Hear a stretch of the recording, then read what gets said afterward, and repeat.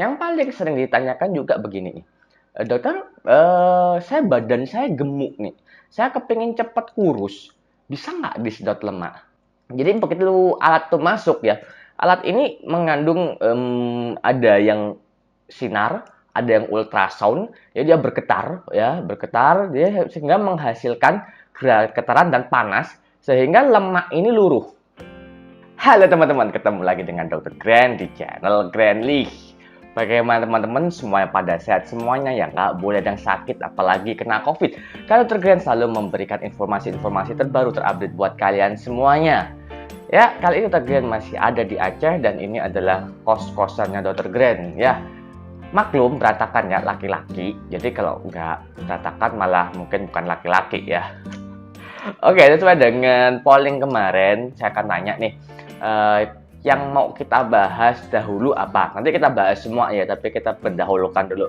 Dan teman-teman banyak yang lebih tertarik tentang sedot lemak. Oke, kita akan membicarakan tentang masalah liposuction atau sedot lemak. Jadi beginilah teman-teman ya, liposuction atau sedot lemak ini adalah suatu teknik operasi, teknik surgery ya. Jadi memang ada bagiannya, bukan hanya dokter umum aja ya, dia harus memiliki sertifikat ya, dokter spesialis bedah plastik. Jadi begini, ada menggunakan alatnya itu ditaruh atau dimasukkan ke dalam tubuh kita. Jadi alatnya itu berupa panjang ya, dia seperti kanul atau apa ya, seperti jarum suntik tapi dia lebih tebal. Kemudian dia dimasukkan ke dalam di kulit kita ya, di bawah kulit kita ada lapisan lemak nih. Kalau kita melihat anatomi kulit, maka kita akan mengetahui bahwa ada dari bawah lapisan kulit itu adalah lapisan lemak. Jadi ada epidermis, dermis, dan lemak subkutan. Dia dimasukin ke situ ya. Jadi ditaruh di mana posisi-posisi atau bagian-bagian tubuh kita yang ingin disedot lemaknya.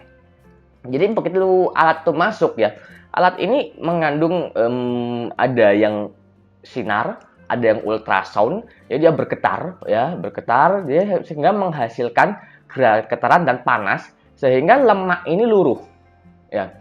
Dan tidak luruh langsung jadi air gitu, enggak seperti jadi minyak goreng gitu, enggak ya, ada beberapa yang masih gumpalan-gumpalan, tapi paling enggak itu bisa disedot ya, dimasukin, dia akan menyedot terus menerus itu.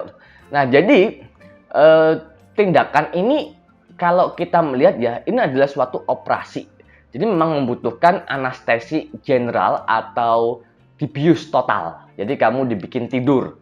Kenapa kamu harus dibikin tidur ya? Kamu disogrok-sogrok kayak gitu ya, pasti ya kamu bakalan jerit-jerit ya kalau dalam posisi sadar. Makanya kan kamu dibius. Nah, selain dibius juga itu dia akan melihat cairannya. Jadi begini, kalau kita melakukan operasi, kita harus tahu dulu cairannya. Cairan yang masuk harus setara dengan cairan yang keluar.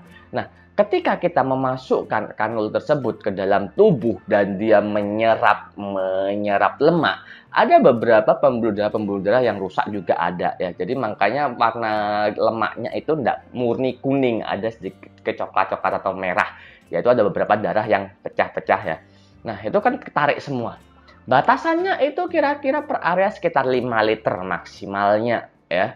Jadi tetap dimonitor cairannya kamu bagaimana. Karena kalau kamu kekurangan cairan, ternyata sedotnya itu terlalu banyak sehingga kekurangan cairan, maka kalau kita melihat ada penyebab kematian terberat tercepat ya, itu ada kalau dalam kedokteran namanya ABC. Yang paling penting adalah ada ABC, ada ABCD sih, tapi yang paling penting adalah ABCD. Airway atau jalur nafas, B breathing pernafasannya, C sirkulasi atau aliran darah atau cairan dan lain-lain. Jadi begitu sirkulasinya bermasalah maka bisa menyebabkan kematian. Itulah mengapa harus di dalam ruang operasi khusus, tidak bisa di tempat-tempat sembarangan. Nah, yang paling sering ditanyakan juga begini nih. Dokter, badan saya gemuk nih. Saya kepingin cepat kurus. Bisa nggak disedot lemak? Bisa, tetapi tidak efektif. Mengapa saya bilang tidak efektif? Karena seperti aku bilang, area itu cuma 5 liter ya. Kamu dibatasi 5 liter lemak. Kalau kamu melakukan sedot lemak, ya, bodimu besar, otomatis nanti akan apa ya, nggak bisa satu kali aja.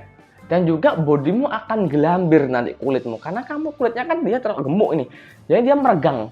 Nah, memang kalau untuk orang-orang besar, orang-orang gemuk yang kepengen kurus, nggak cuma disedot lemak aja, tapi harus dioperasi, dipotong kulitnya, kemudian ditarik kulitnya. Sehingga kulit yang melar ini bisa kencang kembali. Nah, itulah mengapa liposuction atau sedot lemak ini cocoknya pada orang-orang yang postur tubuhnya normal, tidak gemuk. Ya gemuk ya oke, tapi nggak gemuk-gemuk banget loh ya. Dan posisi letaknya itu yang paling bagus dan tersering adalah sini, leher, ya, abdomen, perut, pantat. Ini harus diambil, disedot, ya. Itu nggak masalah.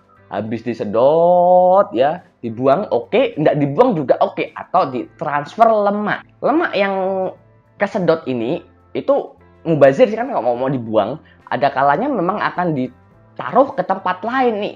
Misalnya nih ya, pantatmu ini gemuk kebesaran, dok saya pengen ngecilin pantat nih, atau paha saya ini gede nih, saya kepingin pahanya dikecilin, habis itu pantatnya disemokin, bisa. Jadi disedot nih di paha, ya, kemudian dimasukin ke pantat, atau disedot, ya, kamu masukin ke payudara, wah biar gede gini. Nah, untuk yang masalah payudara, operasi payudara, implan maupun transfer lemak, video selanjutnya ya. Ini khusus tentang liposuction dulu.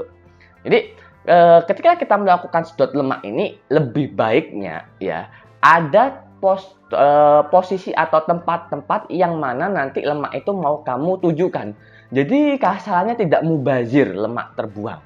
Ya, jadi perut dipindah kemana yang enaknya nih? Pantat, biar semok. Oke, dari perut pindah ke pantat. Nah, dan yang lebih pas ini ya adalah di sini nih. Di sini ketika dia disedot, dia akan kerasa banget. Karena kan ini dia kelihatan banget ya. Begitu di lapisan lemaknya yang kesedot, dia langsung narik gini, set. Gitu. Dia lebih mudah, set, kayak gitu. Nah, ini nanti mau dibuang oke, mau ditransfer kemana aja oke. Jadi liposuction atau sedot lemak ini justru yang pas memang untuk orang-orang yang postur tubuhnya memang sudah oke, sudah bagus ya, tidak gemuk banget. Karena kalau gemuk banget ya di liposuction ya percuma, karena tidak akan sesuai dengan apa yang kamu ekspektasikan. Karena kulit pasti akan gelambir. Lalu dokter, setelah melakukan liposuction ini kira-kira berapa lama ya penyembuhannya? Nah, liposuction ini kan karena dia cuma ngambil melukai sedikit ya, sedikit yang mau lihat nih. Sedikit terus langsung dimasukin alatnya. Jadi sekitar ya 2 cm mungkin ya, 2 cm 3 cm. Jadi penyembuhannya pun lebih cepat daripada operasi-operasi lain. Tapi pada kondisi-kondisi tertentu memang bisa panjang, misalnya infeksi atau misalnya dari daya tahan tubuh kita atau nutrisi kita ya. Jadi memang rata-rata sih antara 3 sampai 14 hari. Tetapi setelah dilakukan operasi, karena ini menggunakan anestesi, general anestesi ya, maka memang harus dimonitor dulu. Dilakukan monitor sekitar 1 hari untuk melihat vital sign-nya atau tanda-tanda vital. Habis itu juga untuk dilihat dari cairannya bagaimana, perlu nggak dia tambah cairan atau tidak.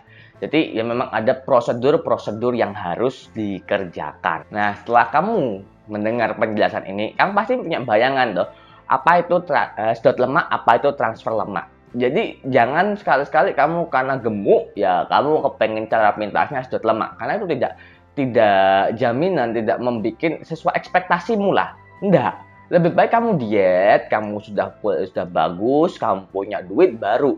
Berapa sih biaya liposuction ini? Kisarannya di antara 40, 50 juta, bahkan bisa sampai 100 jutaan.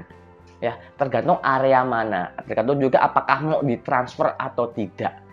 Jadi ya kembali lagi ya, disesuaikan dengan kocek kita. Tapi paling nggak kamu sudah punya bayangan bahwa apa itu liposuction, apa itu transfer lemak, dan orang-orang seperti bagaimana yang cocok untuk sedot lemak dan mana yang tidak cocok. Oke, video selanjutnya kita bahas tentang payudara. Saat ini cukup dulu ya, kita mau ya saya belajar lagi dulu ya karena mau ujian. Kamu suka dengan video ini, mau subscribe silahkan, mau dislike juga oke, mau menghujat juga oke. Yang penting aku selalu memberikan informasi-informasi terbaru terupdate buat kalian semuanya. Kita ketemu lagi di video-video selanjutnya. Bye-bye!